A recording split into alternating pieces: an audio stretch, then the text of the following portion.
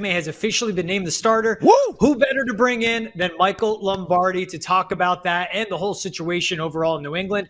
We also have Chance Johnson of KPRC2 in Houston joining us in the show later on to preview the Texans-Patriots matchup. And we'll get into the new reports of Drake Maye and his confidence being questioned. But let's get right to him. Let's bring him in. He's Michael Lombardi. You know him from the GM Shuffle. You know him from Coach with Bill Belichick. And, of course, every morning on VSiN. Michael, great day to have you on the show. How you doing today? I'm doing good, George. Thank you, Travis. I'm all good. It's ready to go. Yeah, the Drake Maye era begins. Here we go. We got to get right into it. I mean, last week you said on the show, which I agreed with, the people that say put Drake Maye out there are insane. I'm with you on this. There are the people saying it. The Patriots are doing it. What do you make of this move this early in the season with the mess of an offense and against this Texans opponent? Well, I think partly is I think with Vernon Lowe coming back, I think to me, Verdanian Lowe, I think that's how you say his first name. I think maybe they feel like they have a left tackle that can protect because before they were really limited at left tackle, and maybe they should have done it last week. But I think at this point, the best game they've thrown for is 160 yards. They've rushed for 170 in a game. So they're going nowhere with Jacoby Brissett. And I think partly that influences this too is that Jaden Daniels has gotten better through the season. He was great to start, but he's improved, right? Caleb Williams wasn't good to start, but he's gotten a lot better now, right? And same thing with Bo Nix. Bo Nix wasn't great to start, but he's gotten a lot better. And I think to me, that probably told people in the Patriot organization and obviously Mayo that, maybe we just need this kid needs play time. And remember, now he's played less than any of these other kids have played in college. So he needs reps more than anybody. And I think ultimately that's the key. He's got to get out there. And look, I don't want him to get the crap beat out of him like Jacoby Brissett did, but I don't think they have any choice. I mean, they're watching all these other quarterbacks play well in the league, these rookies, and they're just sitting there and they can't move the football at all. So, let's face it. Why not try to see if this kid will give us a little bit of a spark? Yeah, I completely agree. I mean, if anything, Mike, he can move certainly better than Jacoby could. I want to ask you about this because I've made this comparison, and I just want to know if it's fair from a football mind. What I've said is, if I'm the Patriots, I'm following the blueprint of the opponent this week, meaning DeMeco Ryans was a rookie head coach. C.J. Stroud was a rookie quarterback. And you saw flashes in both that they could be really good, and they've built around that. And here we are now. The Texans are a bona fide player in the AFC. So if I'm New England, should I follow that blueprint? Is that a team that I can sort of emulate here with Jerod Mayo and Drake Maye?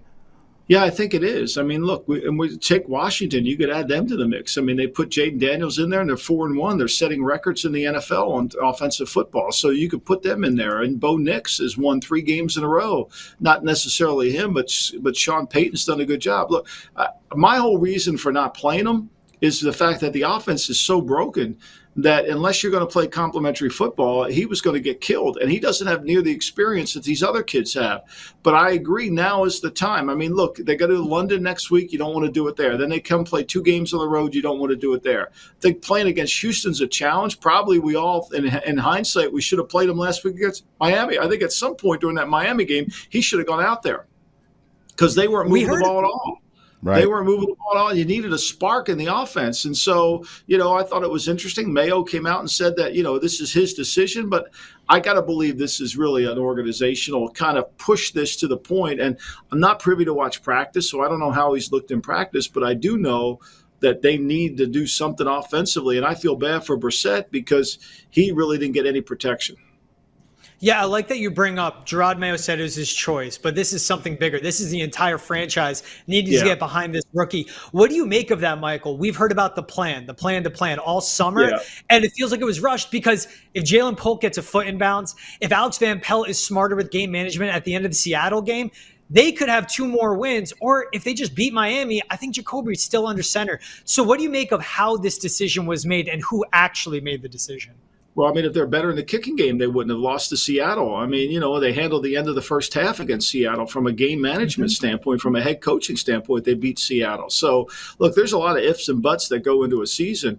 But to me, I thought it was interesting that Mayo said, "This is my decision." Well, who else's decision would it have been? Right. I mean, I mean, like, why do you have to signify that it was yours? I mean, you're telling us that you thought somebody else. So I think to me, look, who's ever, it doesn't really matter. We know this. When Bill Belichick left the building, they said, we're going to be more collaborative. Right, we're gonna, Jonathan Kraft's going to be more involved. Robin Glazer's going to be involved. Elliot Wolf's going to have more authority, which is perfectly fine for any team that is owned by an owner that wants that. That's perfectly fine. So when he comes out and says this is my decision, after you've been telling us for the last 8 months about how much you want to have a more collaborative, more friendly operation, that kind of makes me laugh. And so I think it's the right decision at this point because they have no other choice, right? It's solely my decision made me alert to, well, why do you have to say that if you're in charge? Mike, yeah, it sounded like, real quick, Trav, it sounded like it was always Elliot Wolf, Jerod Mayo, and Alex Van Pelt. He made it sound like it was like a triangle of collaboration, but that jumped out to me too. Trav, go ahead. Well, yeah, I was going to follow up the same way, George, in that I'll take it a step further. I think him taking ownership over this means if this doesn't work, this kid goes out there and gets clobber knocked, and they don't look any better. They look worse. You start to have concerns about the future with Drake Maye, then Jerod Mayo will take the fall, not the collaborative. I'm using air quotes here because they're all guilty, but that's what I think it was. I think they've set him up to be the damn fall guy. What do you say to that, Michael? Well, I think to me, look, he is the head coach, right? And they all want to be collaborative, but somebody needs to be the decision maker. The buck stops with somebody. And so he needs to finally say, this is, what we're going to. He's been spending most of his time saying we're collaborating. And, I'm in favor of one guy in charge. I'm in favor of, let's just make a decision and go. Let's, give input. I think input's important, but there can only be one decision maker. There can be only one person who can identify the problems that await you. So I think that's pretty clear. And I think, look, it's not going to get any better. I mean, they're not good enough in the offensive line. It's not going to, all of a sudden, just by putting Drake Maye in there, isn't going to be all of a sudden we're going to score 30 points. Drake Maye's got a lot to learn. Now, he's going against a defense that is pretty much static, right? They play similar fronts all the time. Their coverages are easy to read. They rely on the athleticism of their edges. They rely on the speed of their linebacker. Stingley's an outstanding cover corner. So it's going to be a hard game. And if they get behind in this game, which is very easy to do against Houston, then all of a sudden, if it becomes a 40-45 pass game, Drake Maye is going to get beaten up. Yeah, no question about it. George, let me ask him real quick. I wanted to ask sort of what does success look like? Because I appreciate you, Michael, bringing up the contemporaries, a Jaden Daniels, a Bo Nix, obviously a Caleb Williams who's starting to play better.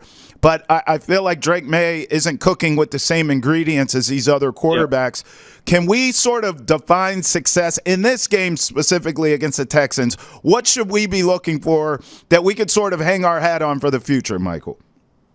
Well, I think it's just he's got to get better every week. He's not going to be perfect. He's got to show improvement. Caleb Williams was not good to start the year off. He's shown improvement, right? I think Bo Nix was not very good to start the season off. He's shown much improvement. That's not where it's going to be. It's not perfect yet, but I think it's got to be steady improvement. It's got to be consistent improvement, right? What we don't want is the really good game and all of a sudden he can't, it goes 3 games without making a play. I think to me it's about managing expectations, which is just really about steady improvement. And what points out to me with the steady improvement, you mentioned Caleb Williams. Shane Waldron finally had that aha moment of, let me run the ball more. Let me help him out. Let me not make Caleb Williams throw it 52 times. Cliff Kingsbury sets up Jaden Daniels with a lot of play action, a lot of screens. Alex Van Pelt doesn't do any of this. That's where a lot of my concern comes from. What do you think when you watch this offense, the improvement? I'm looking for it in Drake Maye. I don't hate Drake Maye playing. I'm not skeptic of him. I'm skeptic of Alex Van Pelt. What's your concern level, if at all, with the play caller for the Pats offense? I think it's certainly justifiable, but I also think that the offensive line needs to improve too. We haven't seen him. We talk about one thing you have to do with a football team is improve as the year goes on, right? What you are in week 1, you can't be in week 5. You got to improve, and they haven't improved in this offensive line. Now they've had a bunch of injuries. I grant you that. They lose their best player, David Andrews, or their leader, David Andrews. Their tackle situation, we knew going into the season was bad, and it's been bad all year, and that's a hard thing to overcome. So to me, but I was looking forward for is more improvement, right? I thought I saw the improvement from preseason to week 1 in the season in terms of how their offensive line blocks Cincinnati. But little did we know then that Cincinnati really is bad on defense. I mean, for as much as we want to, Cincy's really bad on defense. They can't play. They don't know how to play run fits. They don't get off blocks. For a myriad of reasons, they're bad. So to me, I think that's the issue. And I think to me, the improvement has to happen. And Alex Van Pelt's the instrument that drives the improvement. Yeah, the one thing that I like about the offensive situation, the one thing I can give, if they have the same starting 5 on Sunday against the Texans, it's the first time in back-to-back games you will see the same starting 5 up front in the offensive line for the Patriots this season. I love the perspective you give us from Gillette Stadium. I want to take you, if you're sitting in the front office in Houston, when you see that news come out, Drake Maye is making his NFL debut behind this offensive line with these lack of playmakers against your defense. In my opinion, I'd be laughing my ass off. What do you think Houston is thinking when they see this matchup? They're thinking we better spy the quarterback. They think he's going to be one look and run. They think he's going to be not ready to play pro football yet, which is true. And they're going to be able to say, look, the only way he's going to move the ball on us if he takes off and runs. So we better spy the guy. We better take away his first read, and we better make damn sure they can't run the football. And the most important part of this game is going to be getting the lead. We got to play. We got to play from in front. We got to force him to have to play quarterback. We have to force him to run the offense and pass the ball. We can't allow him to thrive on run game. We got to force him into third and longs. We got to take advantage of our strength, which is our 2 edge rushers, Will Anderson and Hunter. We got to rush against their weaknesses, which is their tackle. And if they're not willing to chip both tackles or keep guys in, then we're going to give a lot of trouble to Drake Maye, and he's going to turn the ball over. Yeah, those are my concerns. And I'll be honest with you, defensively, the Texans don't need to worry about the run game, period, because Alex Van Pelt will take care of that. He doesn't run the damn ball. I want to set you up with this one. Last one from me, Michael. You were very passionate the last time we talked about that Jets situation and Robert Saleh in particular. Now here we are, my friend. A week later, he's out of the door. Forget the blame game. Who's to blame? Did Aaron Rodgers set him up? Whatever. I just want your thoughts because I was dying to hear from you after this firing. Were you surprised at all, or did you feel like you saw it coming? Well, I was surprised in the timing of it. Look, Parcells used to say this all the time. When a player shows you who he is, believe him, right? And so when a coach shows you who he is, believe him. Like Robert Saleh didn't become a bad coach after 5 games. He was a bad coach before. I mean, he should have been fired at the end of last year. They should have made the change. They should have revamped the whole offensive, defensive coaching. They should have revamped everything. And so, but they didn't. They waited 5 games, which to me is ridiculous. It's classic Jet. So since 2010, this franchise has won 34% of their games. They're a disaster, and they're always a disaster. And because of that, they make bad decisions. Look, I'm no Robert Saleh fan. I think to me he was not ready for the job, and he proved he wasn't. The job was too big for him. That's just part of the league we live in. But to me, after 5 games, with if you make 2 or 3 plays here or there, they're going to win them. I think if you're going to fire him, you should have fired him after the Denver game because that was embarrassing. To lose to Denver in that situation there because you didn't think it was going to rain, I mean, I think that was horrible. But for me, I was surprised at the timing. Yeah, I wasn't surprised at the Saleh firing, but the timing exactly. 20-36 over his tenure. Just 5 games in, and after your quarterback goes out and throws 3 interceptions and a loss to the Vikings, the second and the third really costing that game with bad throws. But what do you also make of Aaron Rodgers basically saying, no, I didn't have anything to do with it, but Nathaniel Hackett still has a job? Well, he didn't have anything to do with it. He really didn't, George, because if you know Woody Johnson, Woody's not listening to anybody. Woody's not going to be around the players. Woody's kind of a distant, aloof kind of guy, and he didn't really hire Robert Saleh. His brother did, or somebody in his family did. He was the ambassador over to Ireland. I don't think he ever bought into Robert Saleh, which makes it more ridiculous why he didn't fire him after last year. So Rodgers, to me, to get blamed for this is wrong. I think Robert Saleh, showed who he was, and I think that's pretty clear. Real quick, last one, Michael. Then what do you make of Nathaniel Hackett staying and keeping his job, but Robert Saleh getting fired? Well, I mean, they took away his play calling, but, I mean, look, they tried to replace Nathaniel Hackett this offseason. They tried to bring somebody in to help him. But unfortunately, they couldn't get anybody. I mean, to me, that was the problem. But this goes back to the Jets. They identify a problem, they don't fix it. That's why you're a 34% win percentage team. Right. That's the Jets. The Jets are the Right. Jets. The Browns are the Browns. They're always going to be. Michael Lombardi, appreciate you taking the time and giving us all this insight. Have a good one, Mike. Thanks, guys. That was awesome from Lombardi to give us that. That was great. It's interesting what he pointed out. I want to first go back to, I like he pointed to the continuity of the offensive line. Yep. He did laugh at you, though, Trav. You said Alex Van Pelt doesn't run, when you said he doesn't run the ball. But it makes sense what he points out. For the Texans with their defensive approach, they know they're going to get the pressures. They know Drake Maye will struggle against a blitz. They know they can man up coverage with the Patriots receivers. What's important that he pointed out is having that spy. Drake Maye had over 500 rushing yards his last season at UNC. 70% of that came via scrambles. He can scoot. He can move. He was the second best rushing quarterback in this draft behind Jaden Daniels, not Bo Nix. I won't give him that. So I think that's important that Michael Lombardi pointed it out in that one. It's interesting that with the Patriots making that decision, I like there's the ownership of Mayo, but my ears did perk up. It goes, why do you have to say it was me? But that's because of everything Jerod Mayo said, going back to the summertime of Alex Van Pelt's a head coach of the offense, and this is going to be a collaborative, assignment between the three of us on this quarterback progression. Yeah, it's interesting because I think back to the draft when you and I were breaking all these quarterbacks down, but we really focused in and honed in on Drake Maye because likely even before the draft, we knew he would end up here. So you and I did a lot of breakdowns and all of that of Drake Maye. And I'm a college football junkie. I watch the kid every Saturday his whole career in Chapel Hill. And what I noticed from him was very NFL-like tools that could translate. He did not have a great offensive line in college, George. He got hit a lot. He got beat up a lot. I believe he played banged up. So that told me he was tough. He was also used to not standing back there, being able to call his family members because he had so much time in the pocket. He's already used to that. That's NFL-like. Also, you brought up, he can boogie. He can move. He can get loose. He can get away. He is elusive. He's not Lamar Jackson, but he does have that element of being able to run and pick up plays and keep the chains moving with his legs. He also didn't have great weapons there in Chapel Hill either.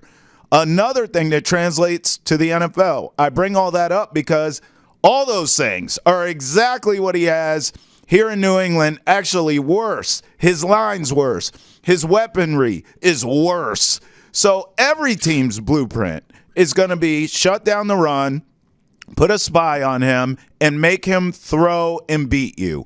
He did that in college. He didn't win big games. They didn't have the talent to win big games. But he won games with what he had at UNC. I believe the same thing's going to happen here in New England. I think he will have some success against the Texans defense. It won't be enough to win the game. It may be enough to cover. We'll get into the gambling later. But every team's blueprint is going to be the same, George. And you heard Michael say it. Try to go up on you early on the scoreboard so it forces him to try and throw you back in a game. Put a QB spy on him. Load up the box to shut down the Patriots' run game. And then we'll see what happens. My guess is there'll be a couple games on this schedule that we don't see coming, probably against a good defense, where he will get it done and the Patriots will win and upset whoever. But it's few and far between because he doesn't have the necessary ingredients to cook up something beautiful. But that's going to be the blueprint for every team that plays them moving forward, George, the rest of the season. Yeah, and Drake Maye was pressured 30% of his dropbacks at UNC. He had a very bad offensive line. He had no receivers. He lost all his receivers to the NFL, and then Tez Walker was dealing with eligibility issues pretty much all season long. But to go from 30% pressure rate yourself to playing behind an offensive line that's allowed at a 48% clip against his pass rush, against the speed of the NFL, it's going to be a really big and very drastic difference. One more thing I want to bring up. I love that Lombardi said it wasn't on Aaron Rodgers.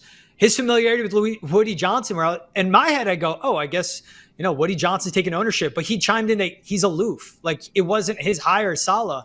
And my friends that are Jets fans, they've said their favorite 4 years of being a Jets fan was when Woody Johnson was in the UK being an ambassador for the United States. They knew when that time was up, they said, I fear what's happening. And here's something I do want to point out, and I'm going to ask for my solo cam on this one if our director Ryan can take me. I saw the theories going around all over social media about why Robert Saleh was fired. Ryan, where's my solo cam? Give me it real quick, bro. Give me the solo cam on this one. I've seen it all around that we saw why Robert Saleh was fired. And it was what went down was the day after he wore a Lebanese flag on his sweater on the sidelines of the Jets. Robert Saleh was not fired because he wore a Lebanese flag on the sleeve of his sweater on an NFL sideline. He did the same thing last year. Robert Saleh was the first Muslim head coach in the NFL. He was very, very outspokenly proud to be Muslim, proud to be Lebanese. He always leaned on his heritage. I understand why people would think that because of everything that's happening in the Middle East. I'm a first-generation American. The reason both of my parents are now in America from Lebanon is because of a war that happened in the 1980s. And the intricacies of the politics in the Middle East are so complicated for me to describe on a podcast and in this setting.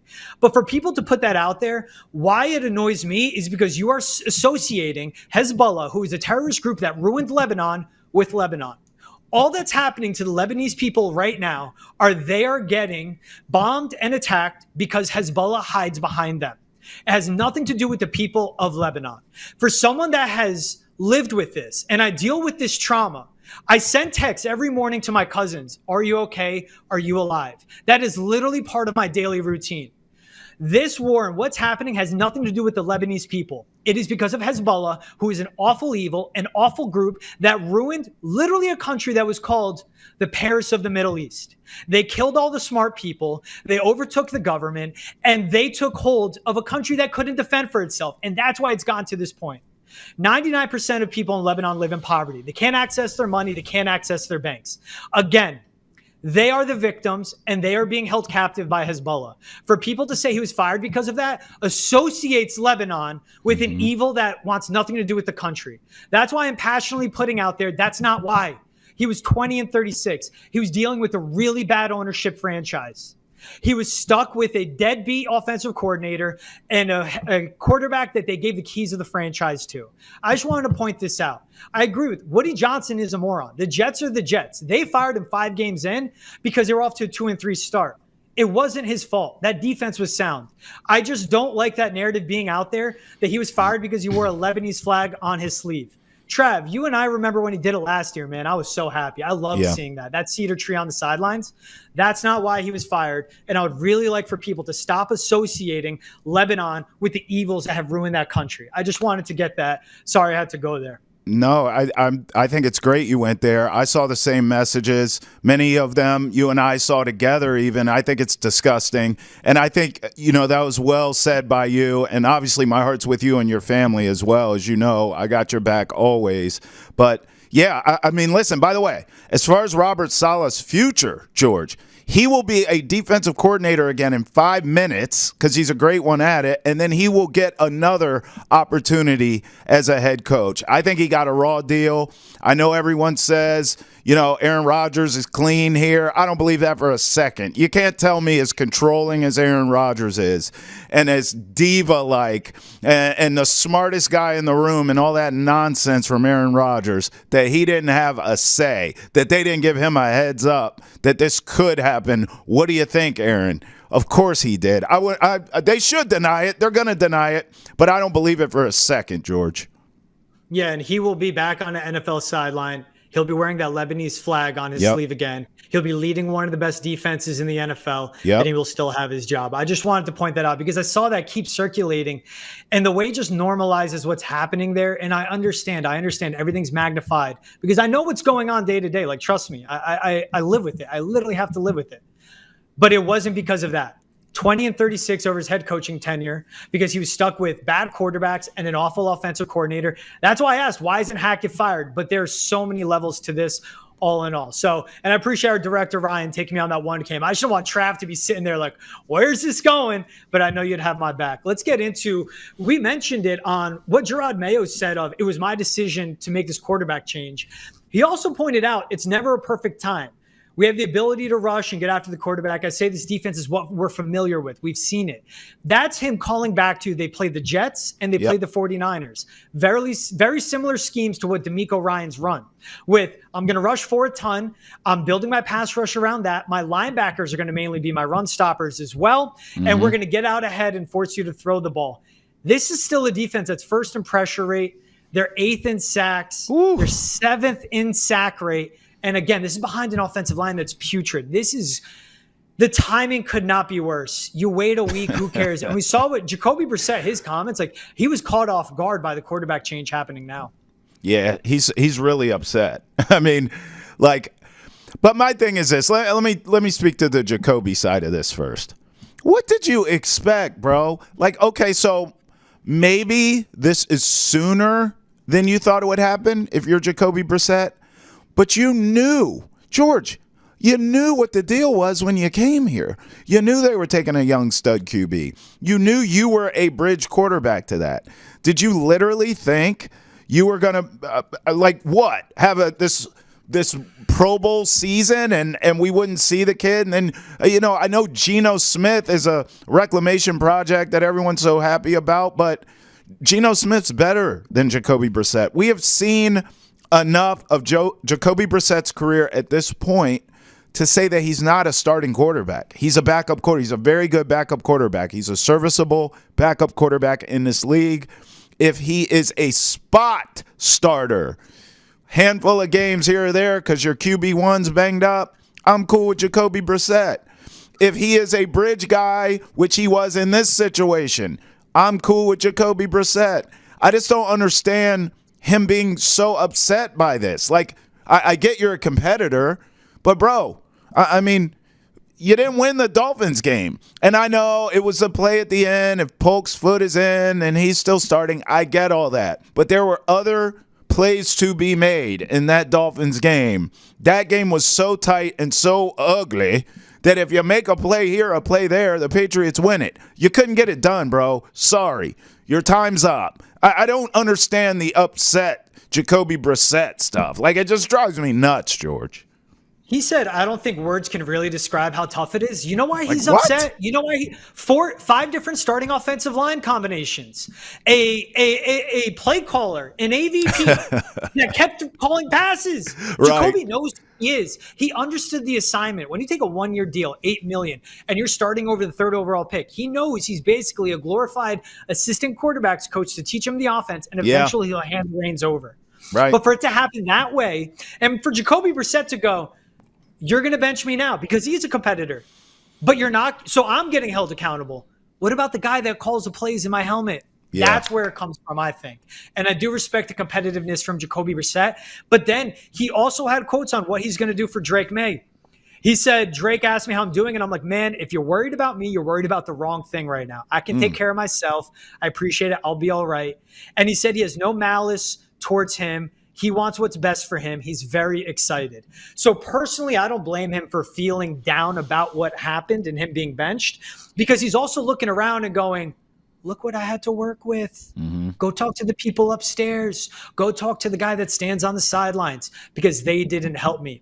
Help me help myself. I think that's where it goes. All right, we had a lot of talk about Texans-Patriots preview. Let's throw it over now to my boy Chance Johnson, KPRC2 in Houston. He helped us break down what this matchup's going to look like this Sunday between the Texans and Patriots in New England. He's Chance Johnson of KPRC2 in Houston, covers the Houston Texans. Back on the show, Chance, good to see you again, man. How you doing? I'm doing well, man. Thanks for having me back. That's a good thing. That means I did something right the first time. Exactly. Well, we love the insight you gave us on the Texans preseason. And right after I said, we're bringing you back on for week 6.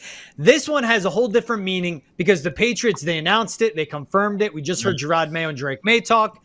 There will be a rookie quarterback for the Patriots making his NFL debut against this Texans defense. They're one of the best in the league. They're led by D'Amico Ryans. But what makes this defense stand out to you, Chance? Well, first of all, good luck to Drake Maye in his first start because he's going to see a lot of blitzing. And to me, I take it back to what we saw in week 2 when the Chicago Bears came to town on that Sunday Night Football game. D'Amico Ryans, who really isn't known for blitzing a whole lot, he blitzed a record amount when he faced off against a rookie quarterback, so I expect to see more of the same. And obviously, we both know that this Patriots offense has been struggling. I don't know if the Texans are the type of team to throw him into the fire because DeMeco Ryans is certainly going to bring the heat. But so far, this season, they've been able to take the ball away with their secondary. They've been able to get after the quarterback with their two defensive ends in Will Anderson Jr. and Danielle Hunter. And defensively, they've been very, very sound, kind of like that bend but don't break. And they were able to get after Josh Allen last week. So if a guy like Josh Allen, who's regarded as one of the top quarterbacks in this league, I'd say maybe top three, and he struggled against this Houston Texans defense, went 9 for 30. What would Drake Maye do in his first start? If he goes out and balls out in his first start, that's a great sign for the New England Patriots. But as I mentioned, DeMeco Ryans is certainly going to bring the heat. Yeah, it's scary hours around here, Chance. I want to ask you this because, I've run this by George before where I've compared DeMeco Ryans and C.J. Stroud to Drake Maye and Jerod Mayo in the sense of both guys coming in together as rookies, so to speak, learning on the job. But the Texans were the laughingstock of the league, and they turned it around quickly. The Patriots are now currently the laughingstock of the league.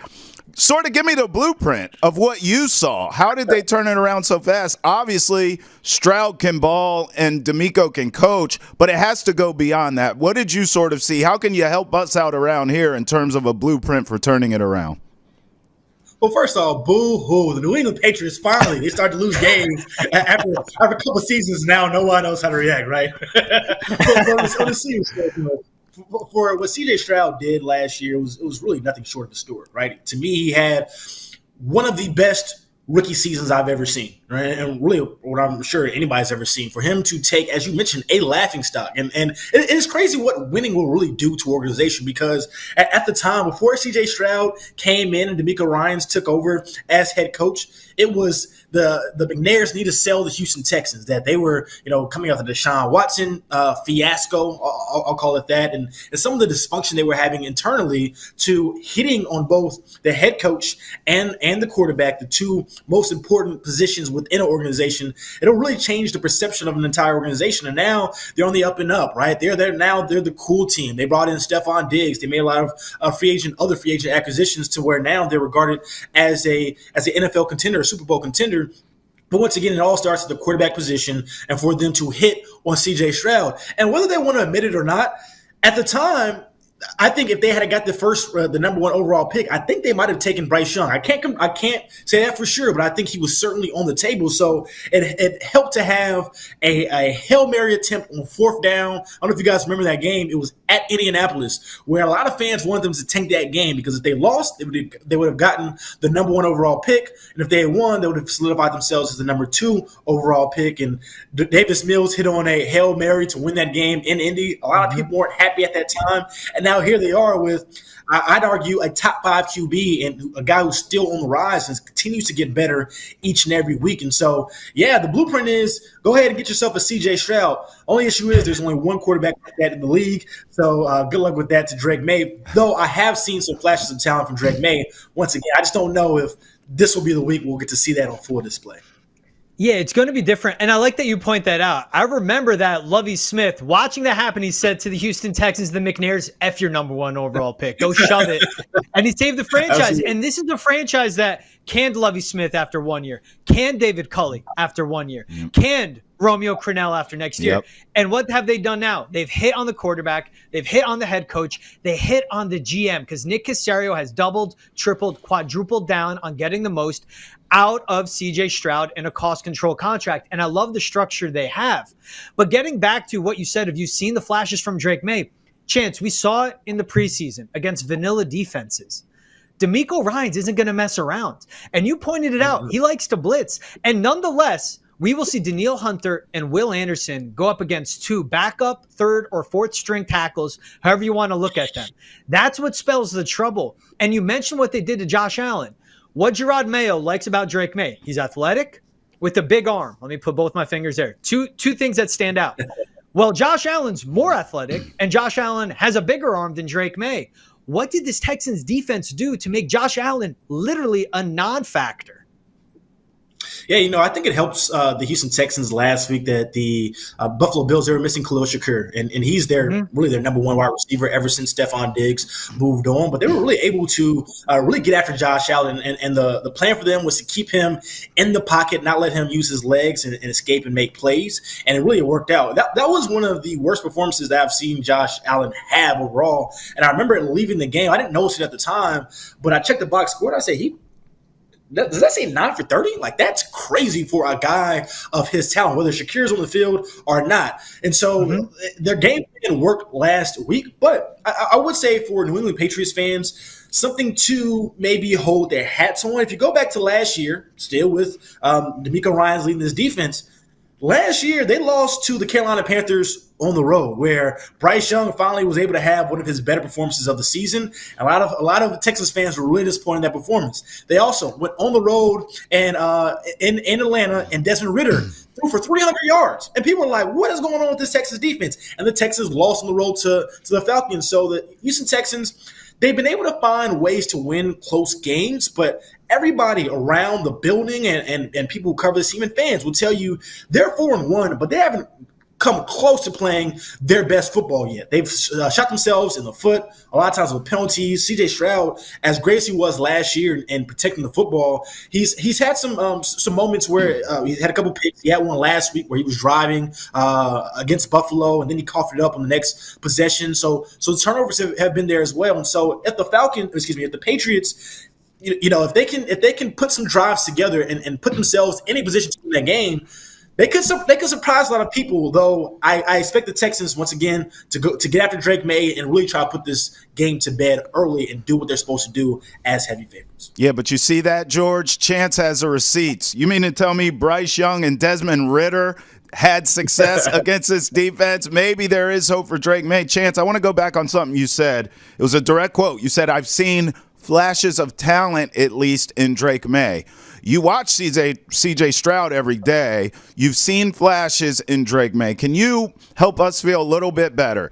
Tell us what we should be looking for early and often, this game and beyond, by the way, for Drake Maye. What are some early signs as fans and in the media we need to see from Drake Maye where we can feel better about the future? Because Lord knows, behind this offensive line and with this lack of weapons, we're not going to see a ton of it. But just give me some signs, some early signs where you would look and say you guys are going to be okay. Big picture. Well, I think big picture is, first off, don't let this debut, if it goes bad, right? Don't let that be what you think this is what Drake Maye is going to be, long term, right? For CJ Stroud, and he'll tell you, it really took until that second game for him to feel really comfortable. And even then, once again, CJ Stroud went on to have a historic season. I think I would be very cautious in holding every QB to a CJ Stroud standard. I would also be cautious of holding him to even some of his fellow rookies, like Jaden Daniels, who has, even in his rookie season, has played like a top 10 quarterback. He's played better than some of the quarterbacks who are veterans in this league. Everybody moves a little bit different. And if he does have a slow start, right, it is okay. Look at another AFC East rival in the Buffalo Bills. We just talked about Josh Allen. We all know how he struggled really his entire rookie season. It took him past his first year to really get things going. But to answer your question, some of the little things that maybe from game to game will make you feel, okay, this guy's going to be okay, is decision making, right? Like, is he making the right reads? If that struggling offensive line for the Patriots gives him some time to make the right throws, is he confident in his decisions in, okay, this is where my first, second, and third read should go, right? Is he able to go through all of his progressions? To me, that's the type of stuff that you look for. He might turn the ball over, but if he doesn't turn the ball over, that's another good sign that he values protecting the football. But as a rookie, you're going to go through your lumps. Once again, everybody moves at their own pace. The issue is, in this league, even though everybody moves at their own pace, will this organization be patient with them investing such high draft capital? I believe that they will, but I think Drake Maye will be okay, but time will certainly tell. Yeah, I'm the same way. I don't mind him making his debut. I would like it a lot more if there was structure and a supporting cast around him, because you point out everything that CJ Stroud did in his rookie season. There was a good offensive line. He had Nico Collins. They drafted Tank Dell, who CJ Stroud handpicked out of college. And I can't say enough that they had Bobby Slowick calling plays.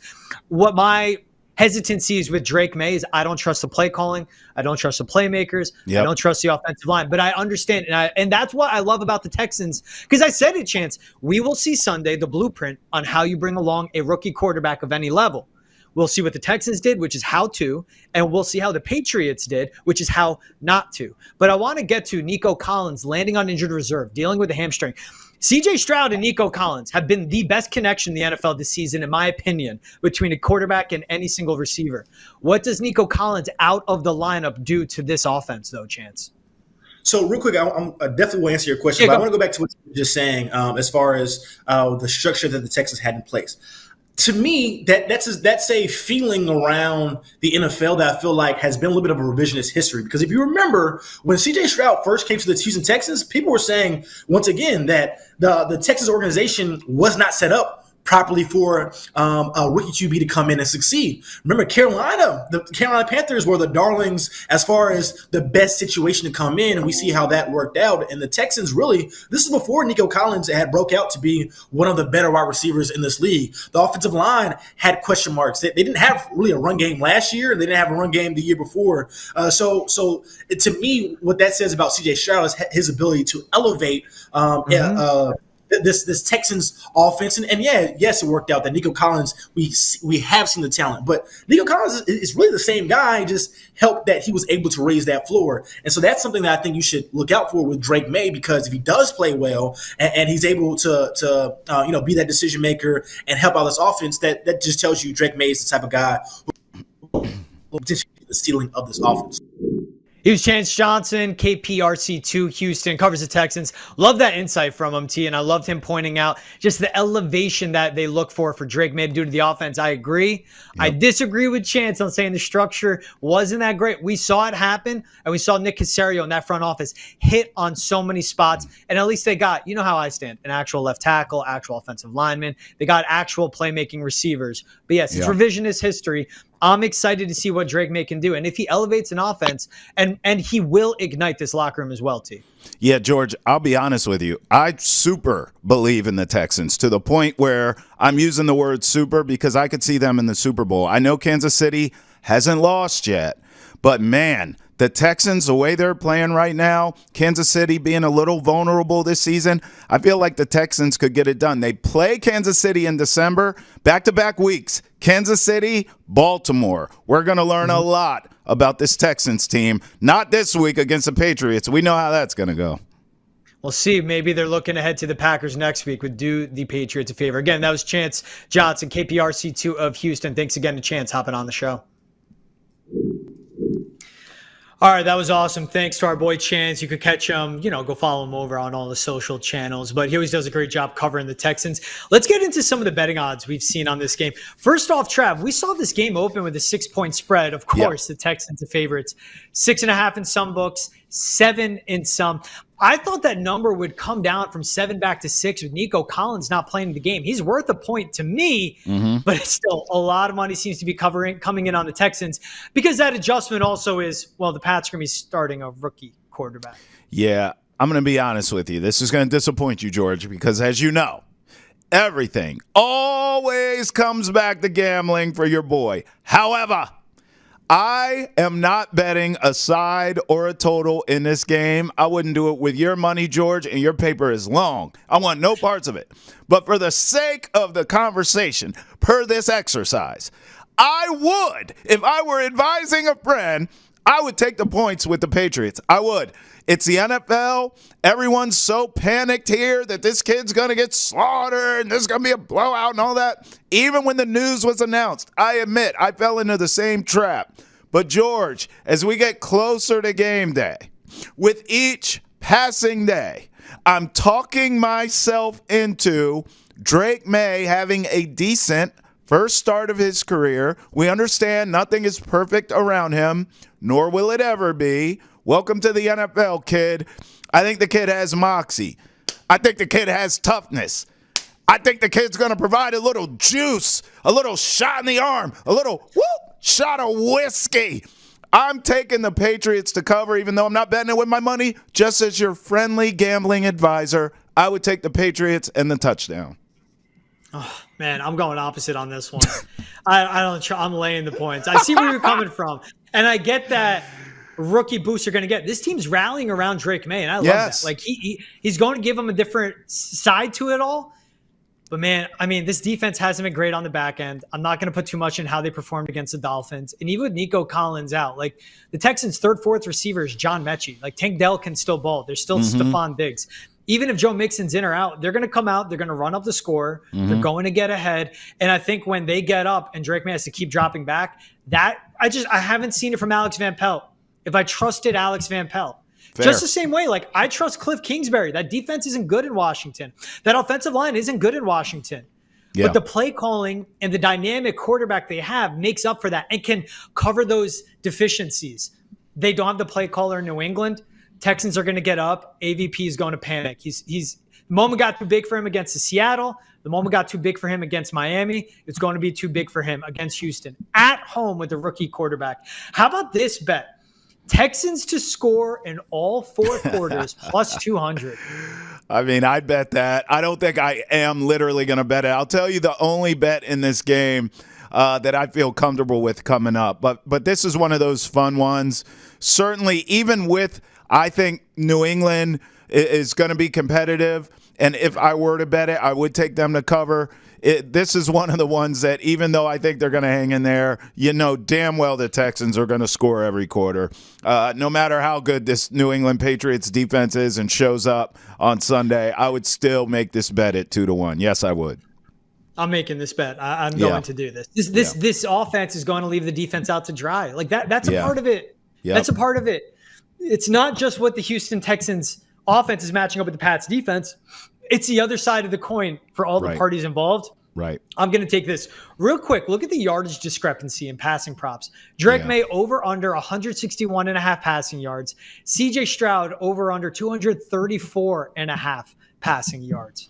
Man, that's Drake Maye getting a Jacoby Brissett-esque number. It is. Because Brissett's topped out at 168. He had 160 last week, but he had under 100 at halftime. I think under 90 at halftime. Oh. So it's going to be a lot of the Patriots playing from behind. I don't hate Drake Maye on this over just because he can make throws that Jacoby can't. Yeah. But you know what? This is one I'm just staying away. I'm just going to stay away. Hey, for reference, Josh Allen had 131 passing yards last week against this very same Texans defense. So, again, these are waters I'm not willing to swim in. I guess if I were, I would probably get involved with C.J. Stroud over.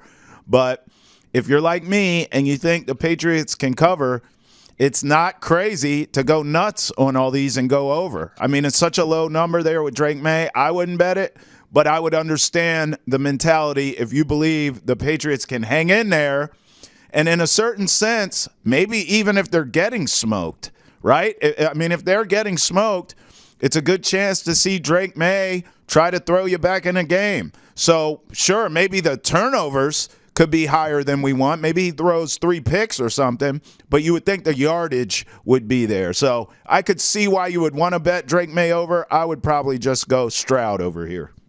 All right, I'm going to get right to it. Your favorite bet of the game. Yes, the Drake only Maye's bet. Rushing prop, 24.5 yards. It's the only one I'm willing to make right here. I've been saying it all week. I've been waiting on this number to come out since they announced him as a starter. I said, whatever the hell the rushing prop is, I'm taking the over because I've watched this kid run for glory in college football. He's going to do it in the NFL because he has to. He's going to be running for his life. Give me the over. I don't care about some – I heard Michael Lombardi saying a QB spy and all that. I don't give a damn about that. That's one guy to beat. Drake Maye's athletic enough to do that consistently.